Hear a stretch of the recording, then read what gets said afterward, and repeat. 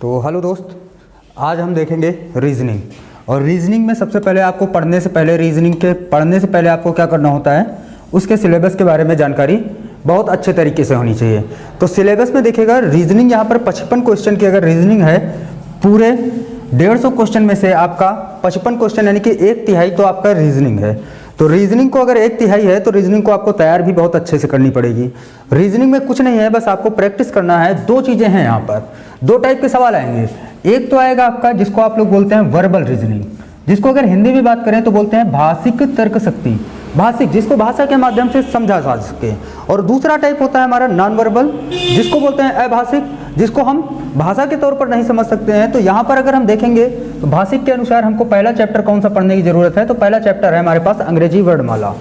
तो ABCD आप सभी लोगों ने बहुत अच्छे से पढ़ी है, लेकिन अंग्रेजी वर्णमाला यहाँ आपको बहुत अच्छे तरीके से पढ़ना है, क्योंकि यहाँ पर 5 से 6 सवाल आपके इसी से आने वाले हैं, अंग्रेजी वर्णमाला परीक्षण से। फिर दूसरी बात करें तो आपको श्रृंखला पढ़ने की ज़रूरत है, जिसको आप लोग सीरीज बोलते हैं। ये श्रृंखला आपकी अंग्रेजी वर्णमाला से भी हो सकती है, ये श्रृंखला आपकी ABCD यानी कि अंग्रेजी वर्णमाला हो गए, आपकी नंबर से हो सकती है, ये श्रृंखला आपकी कोई क्रमवार जिले दे देगा उनसे हो सकती है। तो श्रृंखला काफ़ी सारी तरीकों से बन सकती है आपकी।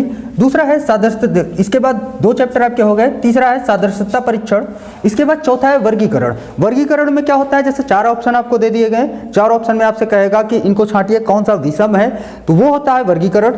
संकेतबद्धता की क्वेश्चन आपको पढ़ने होंगे। शब्दों का तार्किक क्रम आपको पढ़ना होगा, तार्किक क्रम मतलब सीक्वेंस में लगाना है। क्रम व्यवस्थीकरण में जैसे क्रम दिया होता है कि ऊपर से कोई छठा है, नीचे से कोई 5वां है, तो उनका क्रम या क्लास में पूरे स्टूडेंट्स का नाम बताइए। तो ऐसे करके आपको क्रम व्यवस्थीकरण भी पढ़ना है।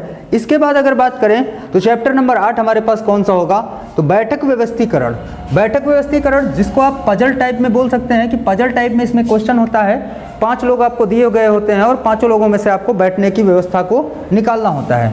दिशा और दूरी के बहुत सारे क्वेश्चन आते हैं, जैसे कि आपने कल ही किया था प्रैक्टिस सेट जब, तो उसमें आपको मिले थे 5 से 6 क्वेश्चन दिशा और दूरी से मिले थे, जो कि 2019 का हमारे पास पेपर था कंप्लीट, उसको हम लोगों ने हल किया था।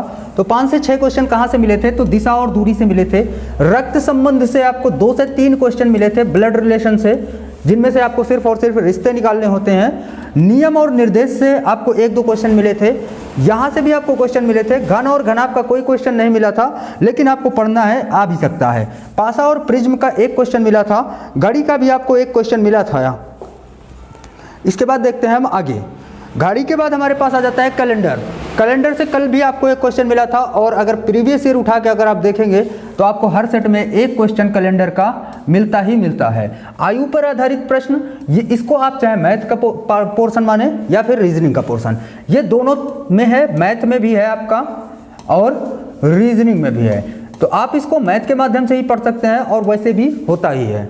तो गणितीय संक्रियाएं, यहाँ से भी आपको क्वेश्चन मिलते हैं, जैसे कि आपसे बोल देगा प्लस को माइनस कहा जाए और माइनस को प्लस कहा जाए, तो इस तरीके से जो क्वेश्चन आते हैं, या फिर 4 ऑप्शन दे दिया जाए और बोल दे कि इसमें प्लस और माइनस को चेंज कर दीजिए, गुणा और भाग को चेंज करने पर कौन सा समीकरण सही बनेगा। लुप्त पदों को भरना, सभी को पता है लुप्त पद मतलब जैसे 1, 2 और 3 दे दे, 2 को आपको दे दे तो तीसरा आपसे पूछ ले, ऐसे करके आपसे लुप्त पदों को भरना। पहली परीक्षण से आपका 1 आध क्वेश्चन बन सकता है, आंकड़े अपर्याप्तता से भी क्वेश्चन बन सकता है। और वेन आरेख की बात करें तो वेन आरेख से आपके 4 से 5 क्वेश्चन बनेंगे, जिसमें से आपके कई सारे पार्टों में क्वेश्चन बनेंगे। ठीक है, गणितीय कथन एवं निष्कर्ष, यहाँ से भी आपका क्वेश्चन बनता हुआ है। इसके बाद देखेंगे निवेश एवं निर्गम, और फिर इसके बाद 24 चैप्टर आपके यहाँ पर हैं। और इसके बाद में क्या होगा, 24 चैप्टर के बाद आपकी आ जाएगी भाग 2, अभाषिक तर्क शक्ति, जिसको बोलते हैं नॉन वर्बल रीजनिंग। तो यहाँ पर भी आपको श्रृंखला मिलेगी।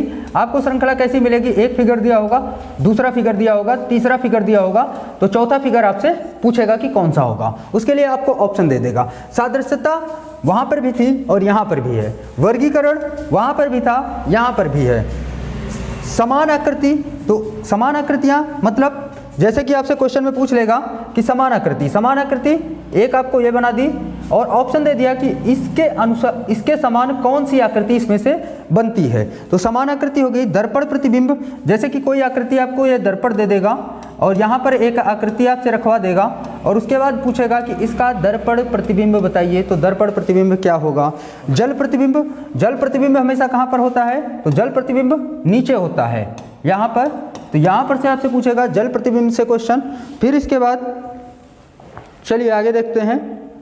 आकृति निर्माण, आकृति का घूर्णन यानी कि घूमने वाली आकृतियाँ, आकृति निर्माण और आकृति का घूर्णन, आकृति पूर्ति, वर्ग पूर्ति, आकृतियों का समूहीकरण, आकृति अवयव, आकृतियों की गिनती। मतलब आकृतियों की गिनती, जैसे आपसे पूछेगा कि त्रिभुज कितने हैं, चतुर्भुज कितने हैं, तो इस टाइप से। फिर आपसे कागज मोड़ना और कागज काटना, दो चीज़ें कल भी आपको मिली थी सेट में, यानी कि पुराने सेट में भी मिली थी। तो कागज मोड़ना भी आपको पढ़ना है, कागज काटना भी आपको पढ़ना है।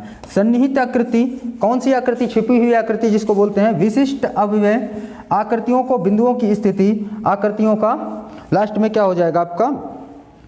तो लास्ट है आकृतियों का तार्किक क्रम। तो ये है हमारा पूरा रीजनिंग का सिलेबस और इतना सिलेबस आपको पढ़ना है।